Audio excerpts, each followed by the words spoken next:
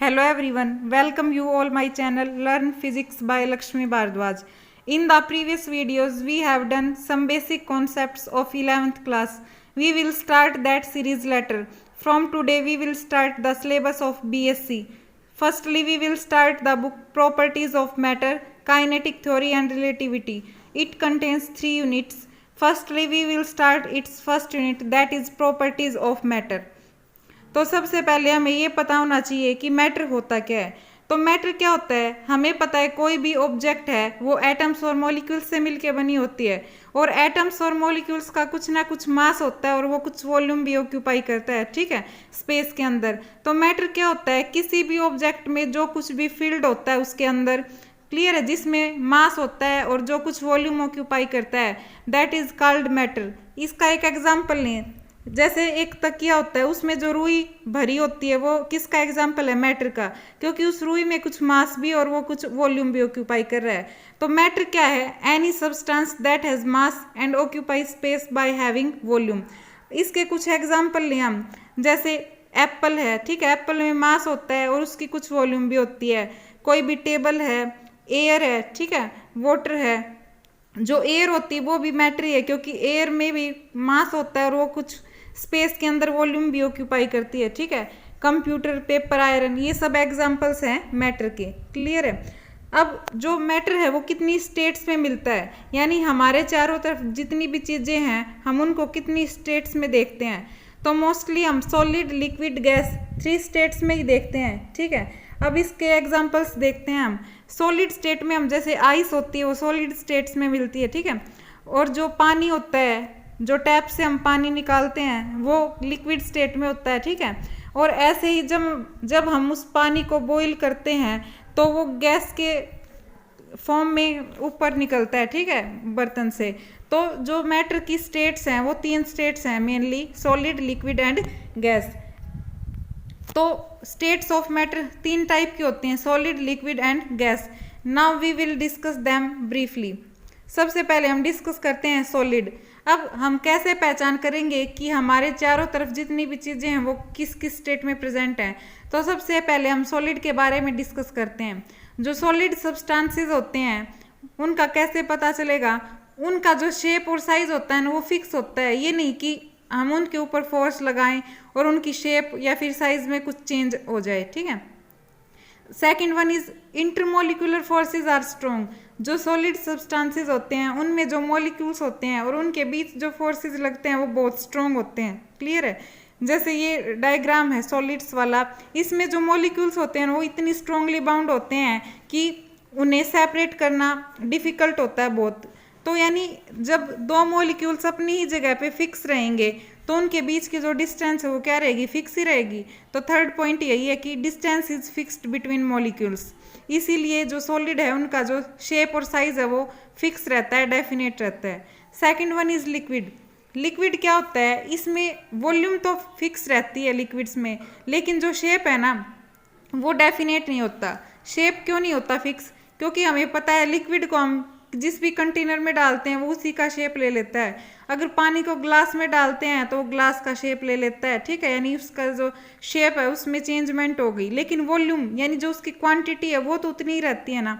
ऐसे ही अगर उसी पानी को हम कटोरी में डालते हैं तो वो उसकी शेप ले लेता है। तो जो लिक्विड सब्सटेंसेस होते हैं उनकी वॉल्यूम तो क्या रहती है, फिक्स रहती है, लेकिन जो शेप है वो डेफिनेट नहीं रहता।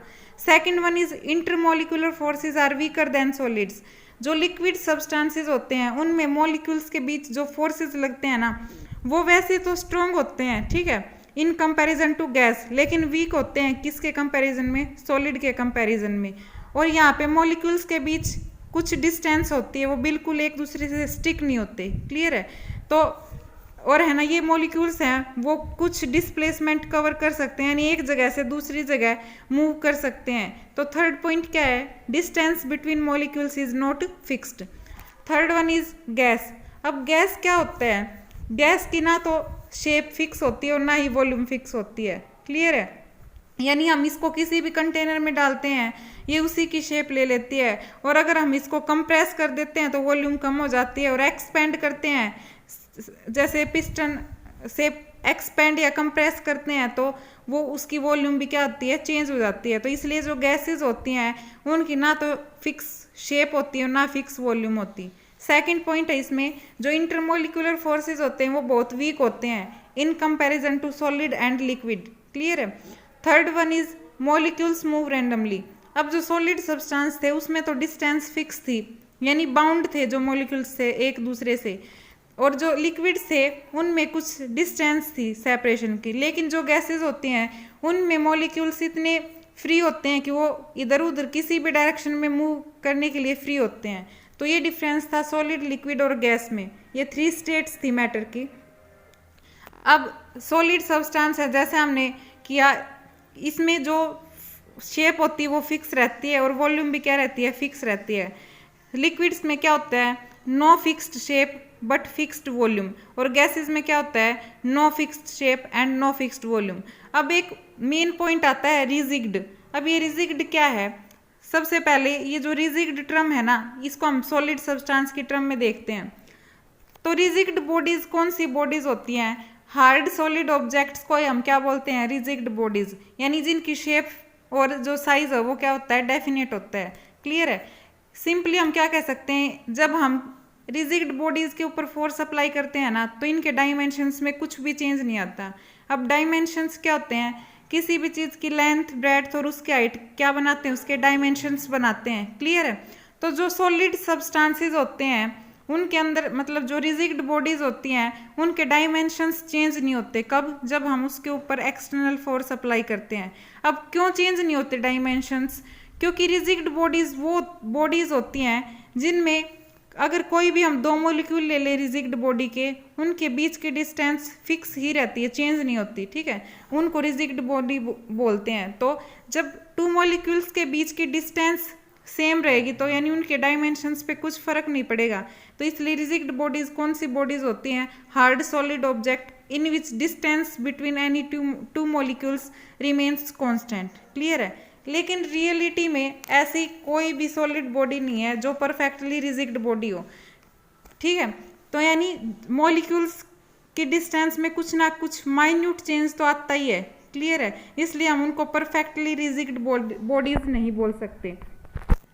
रिजिग्ड बॉडीज के अगर हम एग्जांपल लें, जैसे स्पून है, ठीक है, वुड है, मोबाइल फ़ोन है, ये सारे रिजिग्ड बॉडीज में आते हैं क्योंकि ये सारे हार्ड सॉलिड ऑब्जेक्ट्स हैं जिनमें जो मॉलिक्यूल्स हैं, किन्हीं भी 2 मॉलिक्यूल्स के बीच की डिस्टेंस क्या रहती है, ऑलमोस्ट कांस्टेंट रहती है, यानी चेंज नहीं होती। अब रिजिग्ड बॉडीज जो सॉलिड ऑब्जेक्ट्स हैं वो परफेक्टली रिजिग्ड बॉडीज नहीं होती। ठीक है, यानी मॉलिक्यूल्स के बीच की डिस्टेंस कुछ ना कुछ चेंज तो, मतलब कुछ ना कुछ उनमें चेंज आता ही है डिस्टेंस में। ठीक है, तो इसी टर्म को हम इलास्टिसिटी बोलते हैं। कैसे, इलास्टिसिटी क्या होती है, किसी भी बॉडी की वो प्रॉपर्टी जब हम उस ऑब्जेक्ट के ऊपर फोर्स लगाए ना तो उसकी साइज और शेप में चेंज आ जाए। लेकिन इलास्टिसिटी की वजह से क्या होती है, ये किसी भी बॉडी की वो प्रॉपर्टी होती है कि जो उसमें जो चेंज आता है उसको रीगेन कर लेती है, मतलब उसकी जो ओरिजिनल साइज और शेप होती है ना वो उसको वापस प्राप्त कर लेती है, यानी अपनी ओरिजिनल स्टेट में वापस लौट के आ जाती है। कब, जब हम उस एक्सटर्नल फोर्स को रिमूव करते हैं। तो इलास्टिसिटी क्या होती है, the property of the body by virtue of which it tends to regain its original size and shape when applied force is removed. इसका हम एग्जांपल लेते हैं, जैसे कोई रबर बैंड है, ठीक है, उसकी ओरिजिनल शेप थी कब तक, जब तक हमने उसके ऊपर एक्सटर्नल फोर्स नहीं लगाया था। जब हम उसको दोनों एंड से पकड़ के स्ट्रेच करेंगे तो उसकी साइज और शेप में चेंज आया। ठीक है, अब ये जो चेंज आया है ये कब तक रहेगा, जब तक हमने फोर्स अप्लाई कर रखा है। जैसे ही हम इस फोर्स को हटा देंगे, ये जो रबर बैंड है ये क्या करेगा, अपनी ओरिजिनल शेप और साइज को रीगेन करेगा। ठीक है, यानी कोशिश करेगा, और इसी प्रॉपर्टी को हम क्या बोलते हैं, इलास्टिसिटी। क्लियर है। सेकंड टर्म है इसकी डीफॉर्मिंग फोर्स। अब डीफॉर्मिंग फोर्स क्या होता है, देखो इसके नाम से ही पता चल रहा है, डीफॉर्म। ठीक है, डी या री जहाँ भी वर्ड मिल जाए उसका मतलब होता है दोबारा। ठीक है, फॉर्म का मतलब होता है बनाना, डीफॉर्मिंग मतलब वो फोर्स जो किसी भी ऑब्जेक्ट में को दोबारा बनाता है। और सिंपल सी बात है, जब कोई भी चीज़ दोबारा बनेगी तो उसमें कुछ ना कुछ तो चेंज आएगा ही ना। तो डीफॉर्मिंग फोर्स क्या होते हैं, वो फोर्स होते हैं जब हम किसी भी ऑब्जेक्ट के ऊपर अप्लाई करते हैं तो उसकी कन्फिग्रेशन में चेंज लाते हैं जो फोर्स, उनको बोलते हैं डीफॉर्मिंग फोर्स। क्लियर है? The force which when applied changes the configuration of the body.